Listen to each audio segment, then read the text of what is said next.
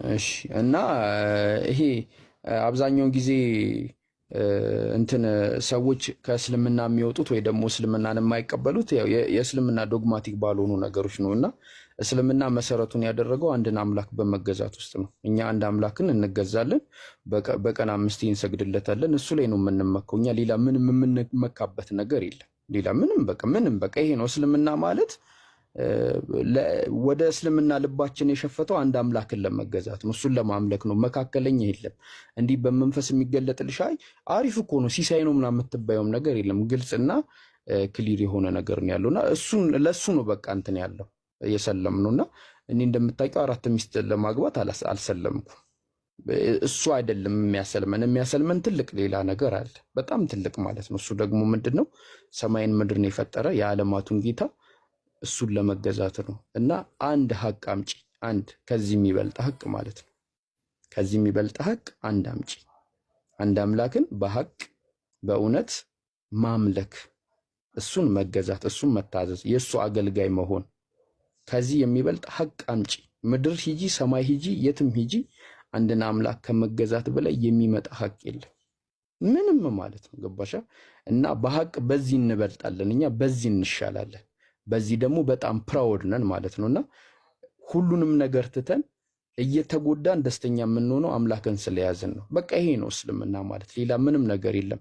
ከዛ ደግሞ ከዚህ ሲወርድ ደግሞ ይህንን አምላክ እንድንረዳ በዘመናት ውስጥ አቆይተው ለኛ ያስረከቡን ደግሞ ነቢያቶች አሉ። ይህንን ሀቅ ማለት ነው። እና ነብዩ መሐመድ ይህንን ሀቅ ዋጋ ከፍሎ ነው። ልክ እንደኔና እንዳንቺ እንደፈለጉ እየኖሩ አልነበር። ገባሽ አይደለም? ይህንን ሀቅ ለኛ ለማስተላለፍ ለኛ ለማወራስ ዋጋ ከፍሏል። ተሰድበዋል፣ ተመተዋል። ሰዎች የሚወዷቸው ቤተሰቦቻቸው ተገሎባቸዋል። እዚህ ዘመን ላይ እንኳን ሞቶ እሳቸው ስቲል ነው ይላገጥባቸዋል።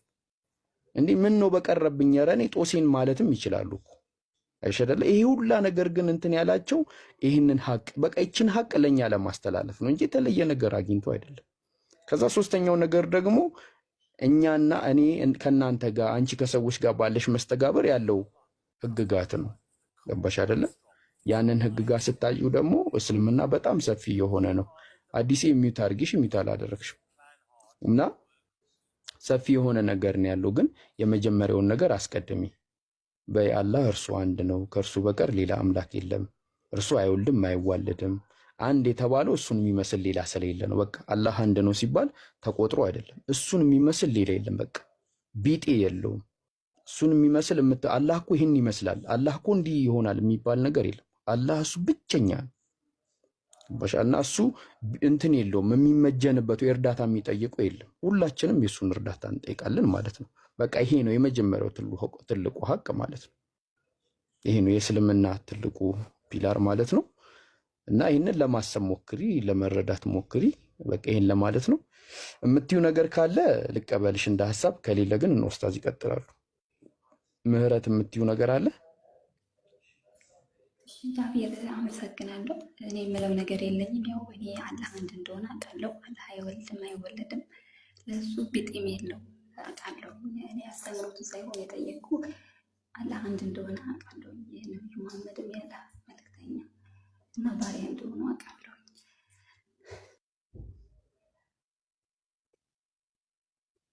ና ታምኛለሽ? ይሄንን ማወቁ ጥሩ ነው፣ ግን ታምኛለሽ? አምናለሁ እኮ። ታዲያ የምታምኝ ከሆነ ታዲያ ለመስለም ምንድን ነው የያዘሽ?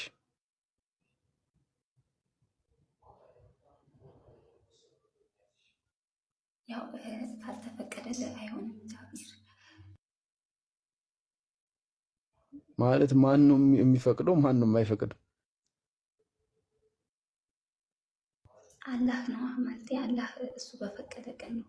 ሻዳ በአላህ እጅ ነው አይደል? ሂዳያ በአላህ እጅ ነው እንደሚባለው አላህ አምላክ እንደሆነ አምናለሁ። አሁንም ድረስ እኔ ቢያምን ምን ብል አላህ ነው ደግሞ ለመቀበል ያው ይቅርታ ጃቢርዬ። አዎ ግን አላህ እኮ ምርጫውን ለኛ ሰጥቶናል። አሁን ፈቅዶ ማለት ነው። የአላህ ፐርሚሽን በሁለት ይከፈላል ፈቃድ። አንደኛ የአንቺ ምርጫ የሌለበት ፈቃድ አለ። ለምሳሌ ወንድ መሆን ሴት መሆን ኢራዳ የሚባለው ወይም ደግሞ ፈቃድ የሚባለው አላህ ጋር አንደኛው እንትን ነው። ከዊኒ የሚባል ነገር አለ። ማለትም በቃ እሱ ይሁን ያለው ነገር ይሆናል። አንቺ መቀየር ማትችው ነገር አለ። ወንድ መሆን፣ ሴት መሆን፣ አጭር፣ ረጅም፣ ልደት፣ ሞት ምናምን የመሳሰሉት ማስነጠስ፣ ማዘጋት፣ ብለድ ሰርኩሌሽን ሰውነታችን ውስጥ ያለው ምናምን እሱ ነገሮች አሁን እኛ ፈልገን የምናደርጋቸው አይደለም፣ ኮዛል ዲተርሚኒዝም ናቸው። ነገር ግን ኢራዳ ሸርዒ የሚባለው ደግሞ እሱ የፈቀደው በሸሪያው ላይ ምርጫውን ለአንቺ ሰጥቶሽ አንቺ እንድታማርጭ ያደረገው ነገር አለ እንግዲህ ማለት ነው። የጀነትንም ጀሃነምንም ይሄ ነገር ሀቅ ነው፣ ይሄ ነገር ባጢል ነው የሚለው ነገር፣ ይሄ ነገር እውነት ነው ውሸት ነው የሚለውን አንቺ እንድታማርጭ ነው የፈቀደው። እሱ በፈቀደ መልኩ የምትይው ምኑን ነው ማለት አንቺ እንድትሰልሚ ፈቅዶ ሌላው እንዳይሰልም የሚከለክልበት ነገር ያለ ይመስልሻል? እንደዛ ፍትህ ነው ይሄ ታስቢያለሽ? እንደዛ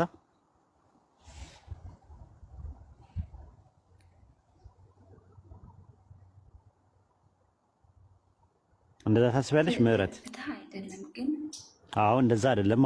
ለዛ ነው ትምህርታችን እንደዛ አይደለም። አላህ ከፈቀደና ከከለከለ የሚባለው ነገር ላንቺ ፈቅዶ ለሌላው የሚከለክልበት ላንቺ ከልክሎ ደግሞ ለኛ የሚፈቅድበት ነገር ሳይሆን አላህ ጥሪ አቅርቧል፣ መልእክተኛ ልኳል። መቀበል ያለ መቀበል፣ ማስተባበል፣ እምቢ ማለት፣ እሺ ማለት፣ መታዘዝ፣ ማመጽ፣ ማመን፣ መክዳት የሚባለው ነገር በሰው ልጆች ምርጫቸው ድርሻ እንዲኖራቸው ፈቅዷል። ያንን ምርጫውን መጠቀም ያንቺ ፋንታ ነው። አላህ ከፈቀደ የሚባለው ነገር ፈቅዷል። አጠቃላይ የአላህ ፈቃድ ውስጥ ፐርሚሽን ውስጥ ነው ያለው። በዓለም ላይ የሚከናወኑት ኸይርም ሆነ ሸር አላህ ፈቅዶ ነው የሚከናወኑት። እንደዛ ብለን ነው የምናምነው። እንደዛማ ካልሆነ ፍሪ ዊል የሚባለው ነገር ሚናው ምንድን ነው? ነፃ ፈቃድ የሚባለው መሸያ የሚባለው ነገር ምርጫው ምኑ ላይ ነው? ሰው ነፃ ከእንስሳ በተለየ መልኩ ራይት እና ሮንጉን መልካምና ክፉን የማማረጥ ምርጫ አለው የሚባለው ለምንድን ነው ታዲያ? እንደዛ ካልሆነ እስቲ ይሄን ነገር ቆም ብለሽ አስቢበት። እሺ ጃቢርዬ ቀጥል።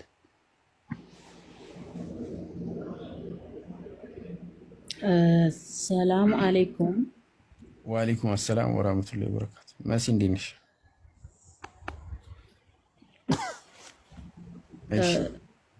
ማለት ለልጅቱ ትንሽ ሀሳብ ለማለት ፈልጌ ነው። ምናልባት ቅር ካላላችሁ ማለት ነው። እንዳይበዛባት መስይ ለአይበዛባት ትንሽ ነው የምናገረው። ምናልባት አላህ ሲፈቅድ ነው ያለችው። ብዙ ጊዜ እንደሚታወቀው ሶሻል ሚዲያ ላይ በእስልምና ላይ ሰፊ ጥላቻ ሲነዛ ስለነበረ እውነቱን እንኳን እያወቀው ውስጥ ላይ ነፍስ እያለች እንዴት ሰልማለሁ፣ እንዴት ይሄንን ነብይ ይቀበላለሁ፣ እንዴት ይሄንን የሙስሊሞችን አምላክ እንትን እላለሁ የሚል ውስጣቸው ላይ የሚጎተጉት ነገር አለ። ኦኬ። እና ቀስ በቀስ ከራሷ ጋር ትነጋገር። እንደውም ራሷ ወስና ስትመጣ ነው ከህይወቷ የሆነ ነገር ጥፍት ወይ ሙጥት እንዲልላት ብቻዋን ስትነጋገር ነው። ኦኬ። በተደጋጋሚ ሰው ጋር የምታወራ ከሆነ ከራሷ ጋር የምትነጋገርበት ጊዜ የለምና አንተ እንዳልከው ወሬ ባናበዛባት ራሷ ጋር እንድትነጋገር ነፍስየዋ እስልምናን ለመቀበል የከለከለችባትን ነጥብ ትፈልግ እሷው ራሷ። ተግባብተናል እንጂ እንዲህ ነው እንዴት እንዲትሆኛልሽ ካልናት ጥሩ አይደለም። እኔ አሁን በህይወቴ እኔ ንጽጽር ላይ ስሰራ ራሴ ጋር ተነጋግሬ ነው የንጽጽሩ ነገር የገባኝ እንጂ ሰው ስለጎተጎተኝ ይሄን አንብብ ይሄን አድርጊ ስላለኝ አይደለም። ቆይ ለምንድን ነው እኔ የማነጻጽረው የሚል ራሴ ጠይቄ ነው። በነገራችን ላይ እንደውም አንድ ጊዜ አስታውሳለሁ ብዙ ጊዜ ፌስቡክ ላይ ይጻፍኩኝ ፌስቡክ ሲዘጋ ወደ 6 ወር አካባቢ ከፌስቡክም ከምንም መርአኩኝ። ቆይ እስከዛሬ ግን ፌስቡክ ላይ ስጽፍ የነበረው ምን እንዲያደረኩ ነው የምሰራው ነገር ገብቶኛል፣ ይሄን ማድረገው ምን ማለት ነው ብዬ ከራሴ ጋር ጠየቁኝ። ስለዚህ እኔ ምህረትዬ ሙስሊም እንዳልሆን ያደረገኝ ምንድነው? ለምንድን ነው ይሄ ትክክል ነው ካልኩኝ እንዳልቀበል ያደረገኝ ምንድነው የሚለውን ከራስሽ ጋር ጥያቄና መልስ ጠያቂ ራስሽ ነው የሚመልስልሽ። በነገራችን ላይ ንጹህ ህሊና ካለሽ ጥያቄም ይጠይቃል ራሱ ይመልሳል። መላሽና ጥያቄ ነው የምትሆኑት። ይሄን ይመስላል። ቴንክ ዩ። ቀጥሉ። በቃ ለራሷ ጊዜ ትስጥ። አዲስ ነገር ካለ ትቀመጥና ተስማ። በቃ የምትወስነው ነገር ካለ ወይ የምትጠይቀው ጥያቄ ካለ ጠይቀ። ኡስታዝ ከቤሪያ ጋር ቀጥሉ እንስማ። ምህረት ልታወሪኝ ከፈለግሽን በውስጥ ልታወሪኝ ትችያለሽ። እሺ ያልጨረሰችው ነገር ካለ ጋር ትጨርስ። እኛ ያው ሀሳብ ነው የሰጠናት፣ ሪሳላውን ነው ያደረስነው። ስለዚህ የሚበጀውን ከሚፋጀው ከለየ ሰው ጋር ጊዜ ማቃጠል የለብንም። እሷ ካላ ጋር መጨረስ አለባት ራሱ ማለት ነው። ሁጃ ቆሞባታል። ከዚህ በኋላ ሪሳላው ደርሷታል፣ መልእክቱ ደርሷታል። እንግዲህ በእሷና በጌታዋ መካከል ያላለቀ ነገር ሊኖር ይችላል። እንግዲህ እኛ የምናየው ውጭውን ነው፣ ዛሄሩን ነው የምናየው። ነገር ግን የትኛው ልብ የለሰለሰ ነው የትኛው ሸካራ ነው የሚለው አላህ ነው የሚያውቀው። እና ኢንሻአላህ ዱዓ አድርጉላት ሁላችሁም። ኢንሻአላህ ይሄ ነው ትልቁ ነገር ማለት ነው። ቤሪያ ሰላም ብያለሁ በድጋሚ። እንዴት ነህ? አላህ ይመስገን። አሚን አሚን። እስቲ ስለ አላህ አንዳንድ ነገር ንገረኝ። የአምላክ የተጸውዖ ስም ማን ነው? ምንድነው የሚለውን ነገር እስቲ ትንሽ እናውራ። ትንሽ እሱ አካባቢ ላይ ብዙ ያልተሰሩ ነገሮች አሉ፣ በእኛም የተገለጡ ነገሮች አሉ። የጋራ መግባባት ሱረቱ አለ ኢምራን ምዕራፍ 3 ቁጥር 64 ላይ እናንተ የመጽሐፉ ሰዎች ሆይ በእኛና በእናንተ የጋራ ወደ ሆነው ቃል ኑ ይላል። እና የጋራ የሆነ ነገር አለ ከመጽሐፉ ሰዎች ጋር ብሎ ነው ቁርአን የሚያስቀምጠው። የጋራ ከሆኑት ነገር መካከል የአምላክ ስም በሚባለው ነገር ላይ ነው። እና የአምላክ የተጸውዖ ስም ማን ነው ብለን ነው የምታምነው? እኔ እንግዲህ የአምላክ የተጸውዖ ስም ወይንም መጠሪያ ስሙ ማን ነው የሚለውን ስፈትሽ አምላክ እንግዲህ ከቋንቋ በፊት የነበረ ነው። ከቋንቋ በፊት ምንነትና ማንነት ከፍጥረት በፊት ያለ በመሆኑ ከፍጥረት በፊት መጠሪያ አለው ብዬ አምናለሁ። ያ መጠሪያው ደግሞ በምድራዊ ቋንቋና ቃላት የሚወሰን ምንጩ ምድራዊ ቋንቋ ነው ብዬ አልረዳም ወይድዬ። እና ታዲያ ይሄንን ካልተረዳ ማን ነው ብለህ ነው የምትረዳው ከሆነ ቅዱሳት መጽሐፍት በጥቅል ደግሞ መጽሐፍ ቅዱስ ተብለው በሚጠሩት መካከል ዘጸአት መጽሐፍ ምዕራፍ 6 ቁጥር 3 ላይ ከሰማይ በመጣ ድምጽ በዕብራይስጥ ቋንቋ በተጻፈው መጽሐፍ ላይ ስሙን የሆዋ ወይንም ድምጸቱ ሊለያይ ይችላል ያህዌ ሆኖ እናገኘዋለን። ይሄ መጠሪያ ስሙ ነው። እንደዛ ነው የምንረዳው። ኦኬ ጥሩ። ዘፍጥረት 4:1 ላይ ሔዋን ወንድ ልጅን ከማን አግኝቻለሁ አለች? እንግዲህ እሷን ሳስቀምጥልህ የዘፍጥረት ማን ነው ጸሐፊው? ሙሴ አይደለ? ሙሴ ይሄንን መረጃ ሙሴ አይደለም የጻፈው። እሱን አሁን እንመጣበታለን። ሙሴ አይደለም የጻፈው። ከባቢሎን ምርኮ በኋላ ያለው ሰው ሲጽፍ ዘፍጥረት 4:1 ላይ ወንድ ልጅን ከያህዌ አግኝቻለሁ ከዮዴሄ ቫቭሄ አግኝቻለሁ ስትል ሔዋን ወንድ ልጅን እንደዛ ብላለች። ዮዴሄ ቫቭሄ ብላ ተጠቅማለች ወይ? እሷ በቃሏ አልተጠቀመችም። ጸሐፊው ካለው የእግዚአብሔርን ስም ካለው መጠሪያ አንጻር ተጠቀመ እንጂ። ስለዚህ ልክ አይደለም ማለት ነው። ሔዋን እንደዛ በላ ካልተጠቀመች ሔዋን እንደተጠቀመች አድርጎ ማስገባቱ ስርዋጽ አይሆንም። አሁን እሱ ጋር ያጻጻፍ ሁኔታ ነው። ዘፍጥረትና አምስቱ መጽሐፍት ታሪክን ሁሉ የሚዘረዝሩ በመሆኑ እንደ ጸሐፊያኑ አጻጻፍ ነው የቋንቋ አጠቃቀም እኮ። ሔዋን እሱ የቋንቋውን አጠቃቀሙን ዮዴሄ ቫቭሄ ብሎ ቢጠቀም ዮዴሄ ቫቭሄ ከማለቷ እሷ ምን ብላ ትጠቀም ነበር? እሱ ያንን የተካው እሷማ የኔ የአዳምና የሔዋንን ቋንቋ አላውቅማ። የአዳምና የሔዋን ቋንቋ ዕብራይስጥኛ አይደለም ብዬ ነው። ጥሩ። ስለዚህ አየው፣ እሱን ነው የምነግርህ። መጽሐፎቹ ላይ ችግር አለ ማለት ነው። የዘጸአት 3:13 ላይ የእስራኤል ሰዎች ስምን በጠየቁኝ ጊዜ ማን ብዬ ልበላቸው ሲል ስሜ ማን ነው ብለዋለሁ።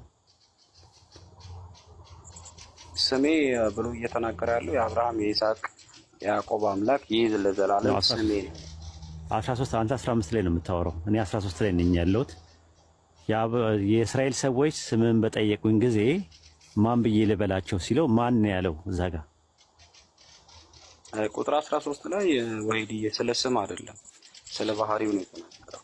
አይደለም ስም ማን ሲለው ማን ብሎ መለሰ? 13 ላይ ጥያቄ ጠየቀው።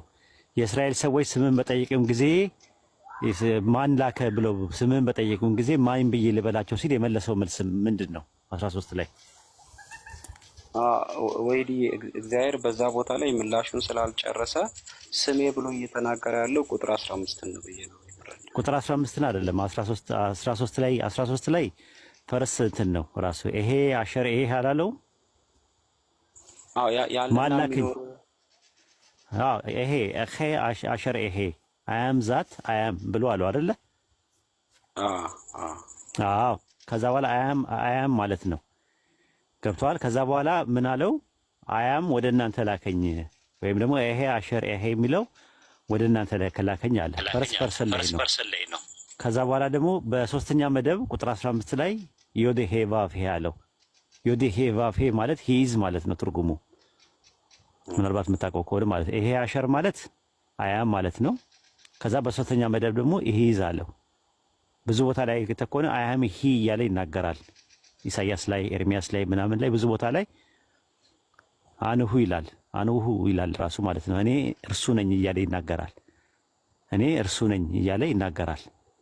ስለዚህ እርሱ ያ ነገር ነው። ዮዴሄ ቫቭሄ የሚለው ነገር ነው ያለው። ዮዴሄ ቫቭሄ ስሙ ነው፣ ግን ሌላ ቦታ ላይ ደግሞ ስሙ ያህ ነው ይላል። እሱን ስትቀበላለህ መዝሙረ ዳዊት 68:4 ላይ ወደ ምድረ በዳ ለወጣ መንገድ አዘጋጁ ስሙ ማን ነው ይላል።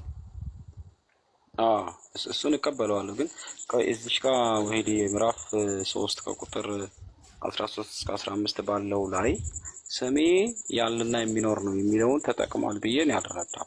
ክፍሉ እንደዛ ያስቀምጥልኝ። አይ ተጠቅሟል እንደዛ። ምክንያቱም ከላይ መጀመሪያ ይኸው አውጣው ከፈለክ ላስፋ። ችግር እኔ የምኖረው ላስፋና አውጣው ከፈለክ ወሄዲ ሪሞት ኤሪያ ላይ ነው እኮ በጣም የምኖረው። ኦኬ ጥሩ።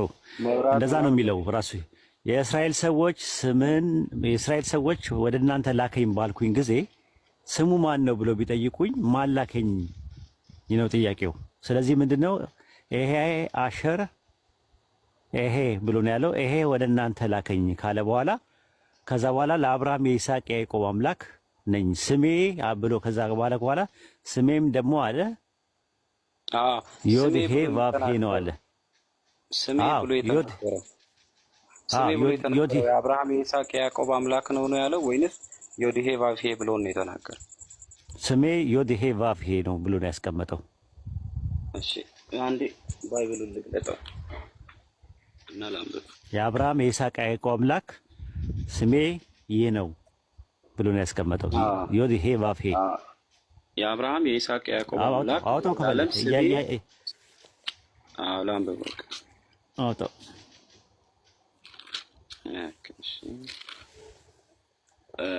እንዲህ ይላል ወሄዲ ላምበው።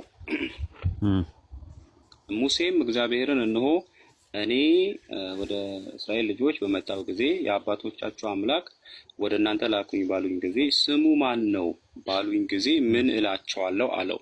የቁጥር 13 ሐሳቡ። ከዛ ቁጥር 14 ላይ እግዚአብሔር ሲመልስ እንደዚህ ይላል፣ እግዚአብሔርም ሙሴን ያለና የሚኖር እኔ ነኝ አለው። ስለ ባህሪው ነው፣ ስለ ስሙ አይደለም። ቀጥሎ ስለ ባህሪ አይደለም፣ ቆይ እነግርሃለሁ።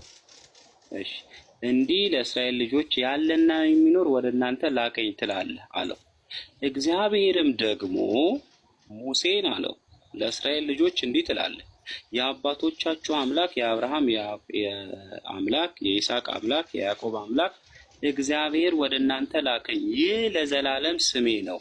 ስሙ ብሎ እየተናገረ ያለው የአብርሃም የይስሐቅ የያዕቆብ አምላክ የሚለውን እንጂ ዮዴሄ ቫቭሄ የሚለውን አይደለም። ነው ዮዴሄ ቫቭሄ የሚለው ነው። እሱን ነው ይህ ነው የሚለው። ይህ የሚለው በነጠላ ነው የመጣው። አንደኛ ነገር ይህ ማለት ይህ የዘላለሙ ስሜ ነው ሲል ይህ ብሎ እያለ ያለው ዮዴሄ ቫቭሄ ነው። ኦሪት ዘጸአት ምዕራፍ 15 ቁጥር 3 ላይ ዮዴሄ ቫቭሄ ተዋጊ ነው ስሙ ማን ነው አለ። ዘጸአት እሳኛው ላይ ክፍል ላይ ሳንሆይ እዚህ ጋር ይህ ብሎ ሪፈር እያደረገ ያለው የአብርሃም የይስሐቅ የያዕቆብ አምላክ የሚለውን ነው ወይድ አይደለም። በደንብ አጣየው እስቲ ተረጋግተውና እንትኖችን ሊንጉስቲካል የሆነ አፕሮቾቹንም ያያቸው። ራሱ ይህ የሚለው ዴሞንስትሬቲቭ ፕሮናውኑ የሚያመለክተው ዮዴሄ ቫቭሄ የሚለውን ተክቶ ነው የመጣው። ራሱ የቅርብ ነው የኢሚዲየት ኮንቴክስት ከሚባለው ማለት ነው። አንድ እሱ ነው። ሁለተኛ የአብርሃም የይስሐቅ የያዕቆብ አምላክ ተብሎ ስም የሚባልም ነገር የለውም። ራሱ እንደዛ በስም ደረጃ አልመጣም። አንደኛ ነገር። ሁለተኛ ነገር ደግሞ ኦሪት ዘጸአት ምዕራፍ 15 ቁጥር 3 ላይ ዮዴሄ ቫቭሄ ተዋጊ ነው ስሙም ዮዴሄ ቫቭሄ ነው ይላል። ትንቢተ ኢሳይያስ ምዕራፍ 42 ቁጥር 8 ላይ ምንድን ነው የሚለው? እኔ ዮዴሄ ቫቭሄ ነው ነኝ ስሜም ይህ ነው ይላል። ስሜም ይህ ነው ይላል። ይህ ነው እያለ ነው የሚናገረው። ስለዚህ ስሙ ማን ነው? ዮዴሄ ቫቭሄ ነው በሚለው ነው የተቀመጠው። አንተ ግን ስሙ የሚለው ማንን ነው ያልከው? ማለት እንትን አሁን ወይ አንተ ጋር እያየሁ ያለሁት ነገር ስም የሚለውን ቃል መጽሐፍ ቅዱስ እንዴት ይጠቀመዋል? እዚህ ክፍል ላይ ስም የሚለው መለያን አመልካች ሆኖ ነው የገባው ከባህሪው አንጻር እኮ። አንተ ስም የሚለው የአብርሃም አምላክ የይስሐቅ አምላክ የያዕቆብ አምላክ የሚለውን ነው ስም ነው የምትለው? አዎ እዚህ የሐዋርያት ሥራ ምዕራፍ 3 ላይ ጥቅስ እኮ ጥቅስ ስጠኝ እንደዛ። እስኪ የአብርሃም አምላክ የይስሐቅ አምላክ የያዕቆብ አምላክ የሚለው በስም ነው የሚል የባይብል ሌላ። አሁን ምን አየህ መሰለህ? ኮንቴክስቹዋል አፕሮች ነበር ስናይ ነበረው። አሁን ደግሞ ቴክስቹዋል አፕሮች አምጣ አንድ ማስረጃ። በአዲስ ኪዳን የሐዋርያት ሥራ ምዕራፍ 3 እና የሐዋርያት ሥራ ምዕራፍ 7 ስም ነው የተባለበት የአብርሃም አምላክ የይስሐቅ አምላክ የያዕቆብ አምላክ ስም ነው የሚልበት ያለው ከኦሪት ዘፍጥረት እስከ ራዕየ ዮሐንስ ድረስ አንድ ጥቅስ ነው የፈለኩት ማወቅ። አዲስ ትምህርት ስለሆነ ነው በነገራችን ላይ። እንደዛ እኔ አሁን እንደዛ በቃ ችግር የለውም አይ ችግር የለውም እንትን እላለሁ ማለት በሀሳብ ደረጃ አቀበለዋለሁ። ዮዴህ ቫብሄና ኤሄ የሚለው ቃል ሜታፊዚካል ነው ኦንቶሎጂካል ነው የሚያሳየው? እሱ ኦንቶሎጂካሊ ነው አይደለም።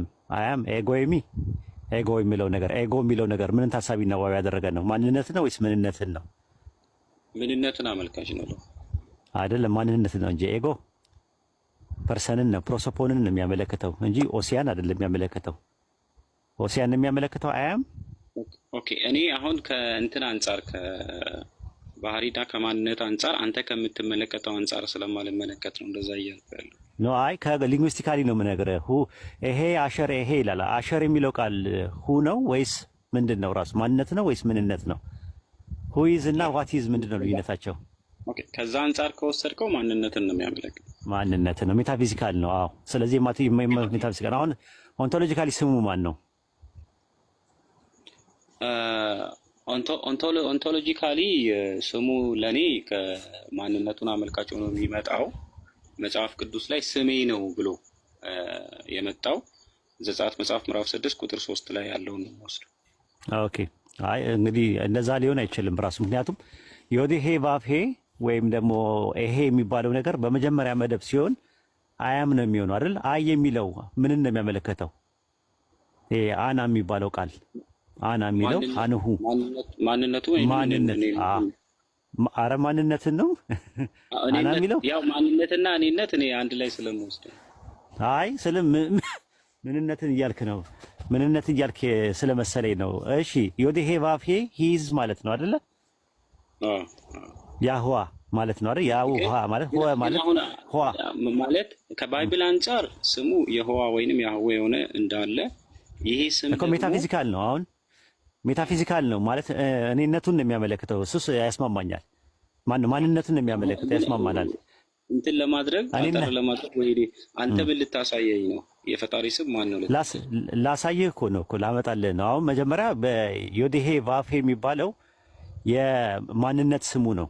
የምንነት ስም አለው ራሱ። አሁን ለምሳሌ አዳምን ታስታውሰዋለህ አይደል? የመጀመሪያው ሰው ነው አይደለ? በምድር ላይ ስንት ሰው አለ?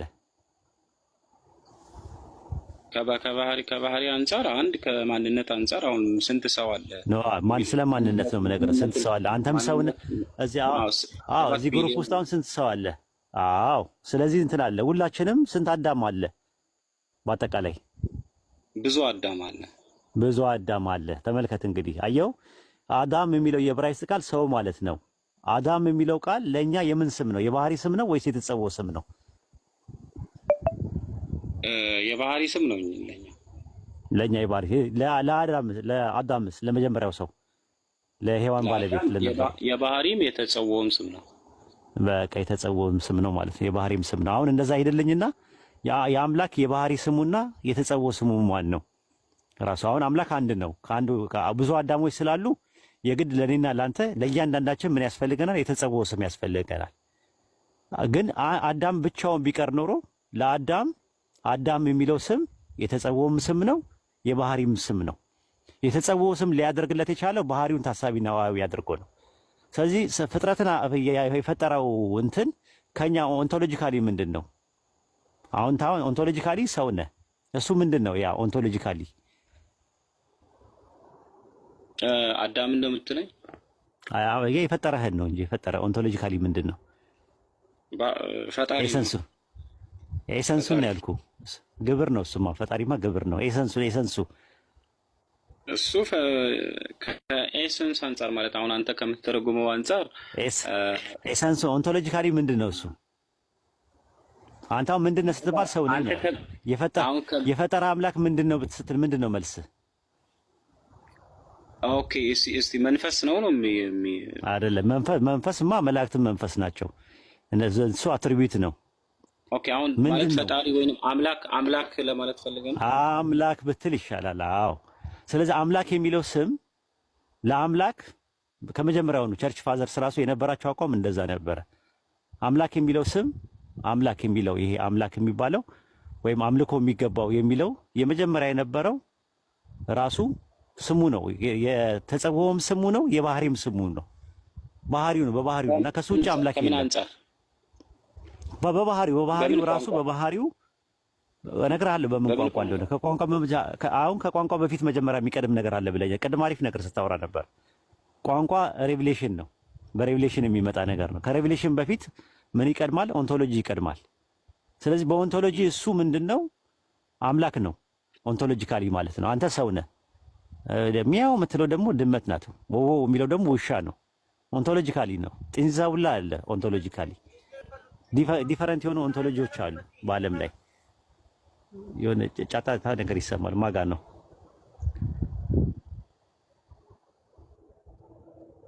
እኔ ጋር አይደለም። ኦኬ፣ የሆነ የሚሰማ ነገር አለ። ስለዚህ የሚረብሽ ነገር አንዴ እንትን በሉና እያወራን ስለሆነ በተሻለ አቅም ማለት ነውና ምንድነው ያ ነገር? ያ ምንድነው? ኦንቶሎጂካሊ አምላክ ነው። የፈጠረህ ምንድነው ስትባል አምላክ ነው። ዘጸአት ማነው ሆሴ 11:9 ላይ እኔ አምላክ እንጂ ሰው አይደለሁም አለ። ስለዚህ ይሄ አምላክ የሚባለው የተጸውዖ ልክ እንደ አደም ነው። አዳም የመጀመሪያው ሰው ሲሆን ሐዋርያ ሥራ ምዕራፍ 17 ላይ ቁጥር 25 ላይ ምንድነው የሚለው? እየመረመሩት ያገኙት እንደሆነ የሰውን ወገኖች ሁሉ ከስንት ፈጠረ ይላል? ከአንድ ፈጠረ። አንድ የተባለው ማን ነው? አዳም። ተመልከት፣ መርምረው እንዲያገኙት አለ። ስለዚህ አዳም ጋር ሄጄ ስመለከተው አዳም አንድ ነበረ መጀመሪያ። ስሙም አንድ ነው የነበረው። አዳም የሚባል ስም አለው። አዳም የሚባለው ስም ለአዳም የባህሪ ስሙም ነው፣ የተጸውዖም ስሙ ነው። ከዛ ሔዋን ስትመጣ ግን አዳም የሚለው ለሔዋን የባህሪዋ ስሟ ነው፣ ግን የተጸውዖ ስም ደግሞ ሔዋን ተባለች። ስለዚህ እያንዳንዳችን ምን አለን? ስም አለን፣ ብዙ ስለሆንም ማለት ነው። አዳም ግን አዳም ሆኖ ቢቀር ለአዳም የተጸውዖ ስሙም የባህሪ ስሙም አዳም ነበረ። ስለዚህ አሁን ምን የምናደርገው? አምላክ አንድ ከሆነ ይሄ አንድ አምላክ ካለ ይሄ አንድ አምላክ የሚለው የመጀመሪያ የነበረው በኦሪጂናል እንትን ከሱ ውጭ አምላክ ከሌለ እሱ አምላክ የሚለው አጠራር አንድ ነው። አንድ ከሆነ አንድ ስም ነው ያለው። እሱ የተጸውዖ ስም አለው፣ የባህሪም ስሙ ነው፣ የኤሰንሱም ስም ነው፣ ኦንቶሎጂካሊ ስሙም ነው። ስለዚህ እኛ ሙስሊሞች የምንለው ምንድነው? አላህ የሚለው ስም ለአላህ የተጸውዖ ስምም ነው፣ የዛቱም ስም ነው። ኢስሙል ዛትም ነው፣ ኢስሙል ዓለምም ነው ብለን ነው የምናምነው። የተጸውዖ ስምም ነው። ከቋንቋ አንጻር ነው ኖ ሬቪሌሽናችን እኛ በቁርአን ነው በኢስላም አስተምሮት እንደዛ ነው። አሁን ወደ ቋንቋ እንመጣለን በኋላ ላይ በሬቪሌሽን የመጣው ነገር ቁርአን ላይ በመጣው ነገር አላህ የሚለው ስም የተጸውዖ ስሙም ነው የሱ። የኦንቶሎጂካሊ ደግሞ የባህሪ ኢስሙል ዛት እንለዋለን። ኢስሙል ዓለም ነው ራሱ። አላህ ማለት ምን ማለት ነው? ከባህሪ አንፃር አምልኮ የሚገባው ማለት ነው። የስሙ ትርጉም ከሆነ ሊንጉስቲካሊ ማለት ነው። ነገር ግን እሱ ምን ሊንጉስቲካሊ ማለት ነው የሴሜቲክ ባክግራውንድ ውስጥ የነበረ ሊንጉስቲኩ ሴሜቲክ ባክግራውንድ ውስጥ አሁን ሳይኮሎጂ ሴሜቲክ ባክግራውንድ ነው ስለ ፈጣሪ የምትነግረኝ ማለት ነው። አዎ አሁን ወደዛ ስንመጣ ነቢያቶች፣ ጥንት የነበሩ ነቢያቶች ዲቫይን ሬቪሌሽኑ የሚመጣላቸው በምን ቋንቋ ነበር? በሁሉም ቋንቋ ኖ ዲቫይን ሬቪሌሽን ነው ጥንት የነበሩት ነው የምነግርህ። ጥንት የነበሩት መጀመሪያ ለምሳሌ ነው የእስራኤልን ወሰን ስለምከተል በሁሉም ከእስራኤል በፊት የነበሩ ነቢያቶች ነበሩ እኮ አይደል እንዴ? ሄኖክ ነበር። አሁን ለምሳሌ ኖህ ነበረ። እነሱ አረማይስጥ ነው የሚጠቀሙት የነበረው። የመጀመሪያ ቋንቋ አርኪኦሎጂካሊ አረማይስጥ ነው ታውቃለህ። ሴሜቲክ ፕሮቶሴሜቲክ የሚባለው ፕሮቶሴሜቲክ ማን ነው የሚጠቀሙት? አረማይክ ነው። አዎ ፕሮቶሴሜቲክ የመጀመሪያ ፕሮቶሴሜቲክ ማን ነው በዓለም ላይ? ፕሮቶሴሜቲክ ማለት በአርኪኦሎጂ የተገኘው ማን ነው? ከሴማውያን የቋንቋ ነገር አንጻር አረማይክ ነው የሚባለው። አረማይስጥ ነው። አዎ ሲራኪኛ ይባላል። የመጀመሪያው ቋንቋ በምድር ላይ የነበረው ማለት ነው። በዛ ቋንቋ ኢየሱስ ሲጠቀምበት የነበረው ቋንቋ ነው። ሐዋርያቶቹም የገሊላ ሰዎች ነው ሲጠቀሙበት የነበረው ቋንቋ ነው። አሁን ከአብርሃም በኋላ የመጣው ዕብራይስጥ የሚባለው ቋንቋ መሰረቱ ዕብራይስጥ፣ አረብኛ፣ ግዕዝ የሚባለው ነገር ባክግራውንዱ ሴሜቲክ ባክግራውንድ ውስጥ ነው ያለው። አሁን የእስራኤል ነቢያቶች ሲጠቀሙበት የነበረው ቋንቋ ምን ቋንቋ ነበረ? ዲቫይን ሬቨሌሽን ሲመጣላቸው የነበረው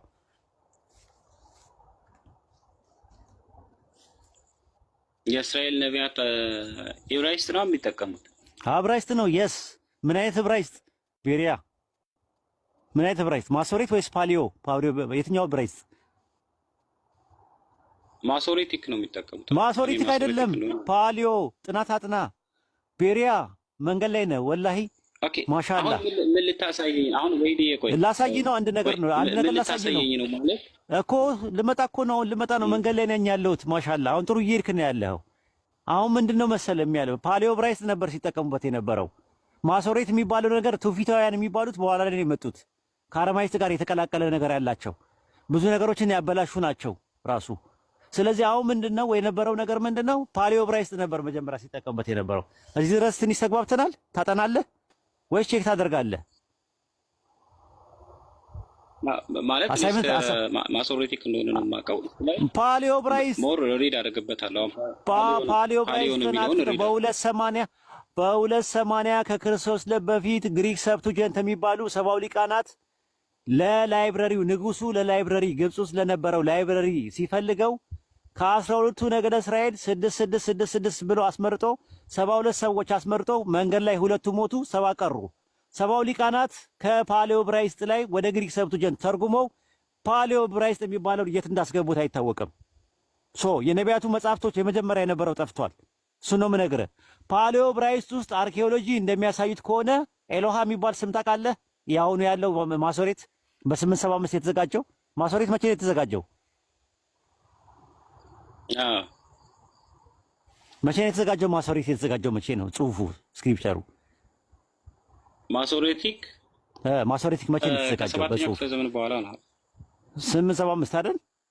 በሰባተኛው ክፍለ ዘመን አይ 9ኛው ክፍለ ዘመን ነው። 850 እስከ 875 አይደል የተዘጋጀው ማሶሬት? አዎ የተዘጋጀው ልክ አለ። አሁን ኤሎሃ የሚል ነገር አለው በፓሊዮ ዕብራይስጥ ውስጥ አናባቢ ፊደል አኩዜቲቭና ኖሚኔቲቭና ጄኔቲቭና ማስከኛዎቹ ምንድን ናቸው? መርፉ መንሱብና መጅሩር የሚባሉት ታውቃቸዋለህ? በፓሊዮ ዕብራይስጥ ልክ እንደ አረብኛው በቃ አ ኢ ኡ ነው ያለው፣ እ ነው ያለው፣ አራት ናቸው ያሉት። አሁን ኤሎሃ የሚለውን አ ነው የነበረው፣ አ የነበረውን ኤ ያደረጉት። ሎ የሚባል ነገር ፊደል የለም። 3 ናቸው አናባቢዎቹ። ሀግዝ፣ ውካዬ፣ ሳልስ ምናምን የሚባሉ ባለ 7 አናባቢ የለም በአማርኛ ሀግዝ፣ ውካዬ፣ ሳልስ ምናምን የሚባል ነገር በቃ እንደዛ በዕብራይስጥም አናባቢዎች ተብሎ ልክ እንደዙ አናባቢዎች ውስጥ አሉ። ልክ በፓሊዮ ዕብራይስጥ ግን የነበሩት 3 ናቸው። አኩዜቲቭ፣ ኖሚኔቲቭ እና ዳቲቭ የሚባሉ ናቸው ያሉት። ማነው አኩዜቲቭ፣ ኖሚኔቲቭ እና ጄኔቲቭ ናቸው ያሉት። ወይም መርፉ፣ መጅሩርና መንሱብ ናቸው የነበሩት። 3 ናቸው የነበሩት። አሁን አ የሚባል ፊደል እንጂ ኤ የሚባል ነገር የለም። አ ተብሎ ነው የሚነበበው። ሎ የሚባል ፊደል የለም እነሱ ጋር። ላ ነው ያለው ራሱ። 2 ሐረካት ስስብ ወይም ደግሞ 2 ስትስባቸው ለ የነበረውን በ2 ስስበው ላ ብሎ ነው የሚመጣው። ከዛ በኋላ ከፈለክ የምትቀጥል ከሆነ ሀ ሁ ሂ ብለህ ትጠቀማለህ። በጄኔቲቭ ከተጠቀምክ ሂ ትላለህ። በአኩዜቲቭ ከተጠቀምክ ደግሞ ሀ ትላለህ። በኖሚኔቲቭ ከተጠቀምክ ደግሞ ሁ ትላለህ። በዕብራይስጥ በፓሊዮ ዕብራይስጥ ውስጥ ካሰከንከው ግን ህ ብለህ ነው የምታነበው። ኤሎሃ የሚለው ቃል አላህ ነበር ኦሪጂናሉ። ይሄን ታውቃለህ? ኦኬ ማለት አሁን ራው እኔ ኤሎሄ ወይንም ኤሎሃ እንደሆነ ነው የማውቀው። አሁን አንተ ጋር ኤሎሃ የተበላሽ ኮራፕሽን ነው ያልከኛል። ኮራፕሽኑ ነው ኤሎሃ ኮራፕሽኑ ነው። አሁን ምን ታደርጋለህ መሰለህ? ከኔ ጋር ሜሴንጀር ላይ ናልኝና ዶክሜንቶችን ልስጥ። ሜሴንጀር ላይ ናልኝ አንተ ሲመች ብቻ በዚህ ስም ፈልገኝና በጣም ጥሩ ሄዳል። በቃ ይሄ ነገር ከገባ ባይብል አሁን የያዝከው እጅ ላይ የያዝከው መጽሐፍ ብዙ ኮራፕሽኖች እንዳለበት አይሁዶች የሰሩትን ተንኮል የሰሩትን ክፋት ክርስቲያኖች የሰሩትን ክፋት ስትረዳና ስትጠቀም ባለፈው አውርተናል። ትዝ ይልህ እኮ ነው ስለ ዮዴሄ ባፌ ነግሬሃለሁ። እኛ ጋር አለ። እኛ ጠዋትና ማታ አያቱል ኩርሲ ስንቀራ አላህዩል ቀዩም ብለን እንለዋለን፣ እንጠራዋለን። አላህይ ብለን እንጠራዋለን። ዘሊቪንጓን የሚባለው ትልቁ ስም ነው። የሚገርም ነገር አያቱል ኩርሲ የሚባለው ነገር ሱረቱ በቀራ ምዕራፍ 2 ቁጥር 255 ላይ የኢብኑ ከሲርን ብትመለከተው የአላህ ታላቁ ስም ብሎ ነው የሚጀምረው። ረሱል ሰለላሁ ዐለይሂ ወሰለም በሐዲስ ላይ ደግሞ የነገሩ ምንድነው የአላህ ታላቁ ስም በሶስት ሱራ ውስጥ አሉ ብለውናል። በሱረቱ በቀራ፣ በሱረቱ አሊ ኢምራንና በሱረቱ ጣሃ ብለውናል። ሶስቱም ጋር የምናገኘው ዑለማዎች እስቲንባጥ ሲያደርጉት ፊልተር አውት ሲያደርጉት ያገኙት አልሀይ የሚለውን ታላቁን ስም ነው። ይሄ ትልቅ ስም ነው። አልሀይ ማለት ዘሊቪንጓን ማለት ነው። ያለና የሚኖር የምትለው አንተ ቅድም ያልከው ማለት ዘሃሉ ወሄሉ የሚባለው አያ በሸሪዓ ይባላል በግዕዝ መጽሐፍት ውስጥ ማለት ነው። አዎ እንትን ላይም አለው ዳሴ ማርያም ዘሃሉ ወሄሉ ዘመጻዋራነን ብሎ ያስተምረው። አላህ ዋህድ ላይ ዋህደው መለኮት ዋህድ የሚለውን ዳሴ ማርያም ላይ አልደገምክም? ውዳሴ ማርያም ዘማክሰኞ ላይ ውዳሴ አለቅስተና ማርያም ንጓር ታለቅ ዘይት ነበበለተ ፈቃደ እግዚእ አግዘው ለአዳም ዙነት ተኩዘለ ምናምን ነገር የሚለው ዘሰኑይ ነው። ዘማክሰኞ ላይ አላህ ዋህድ ላዊ ዋህድ መለኮት ዋህድ የሚል ነገር አላነበብክም? ማለት እኔ አሁን 10 ዓመት ምናምን በላይ ሆነኝ ድቁና ከተማርኩና ከወጣሁ። ኦኬ ጉባኤ ቃና ተምራል? ቅዳሜ ላይ ምናምን ትቼ ኢግኖር አድርጌ። ኦኬ ጉባኤ ቃና ተምራል? አሁን የነርግዲ በሰረገላ ሚስጥር አኮኑ ታበጽ እስከ ሰማያዊት ሀገር ቀጥል። እንትን ነው አሁን ምንድነው እኔ ቀጥል እንጂ አውራኝ እንጂ በግዕዝ ንባብ ቤት ከነበርክማ እንትን በለው። ጉባኤ ቃናውን አዘረፍልኝ አንድ ጊዜ። እንትን ነው ንባብ ቤት ሳይሆን ቆሎ ትምህርት ቤት ነበርኩኝና ወይድና ጃግ ካንተ ጋር ማያይዘኝ እኮ ሆድ ሆን ብሎ ነው እኮ ያለኝን ሁሉ አውጥቼ ጥይቴን እንድጨርስ። አይ አይደለም፣ ይሄ መንፈሳዊ ነገር ነው የምናወራው። በጣም የሚጠቅም ነገር ነው። በል ሜሴንጀር ላይ ናልኝና አንዳንድ ዶክመንቶችን ልስጥ፣ ይጠቅምሃል። እንደዚህ ያሉት ፓብሊዮ ብራይስት የሚባል ነገር ይላል። አላላ ናኩ ተከግዚው ለሰባከ ምናምን ገና እሱኛው ይልና አላህ ድነን ነው ባላን ብሎ ያስቀምጥላል። እሱ አላህ እሱ አቡነ ዘበሰማያት ላይ ነው። አቡነ ዘበሰማያት ይትቀደስ ስምከ ትምጻእ መንግሥትከ ወይኩን ፈቃድከ በከመ በሰማይ ከማሁ በምድር። እሱ ላይ አላህ ድነን ማለት ምንድነው? አላህ የሚለው አላህ አይደለም።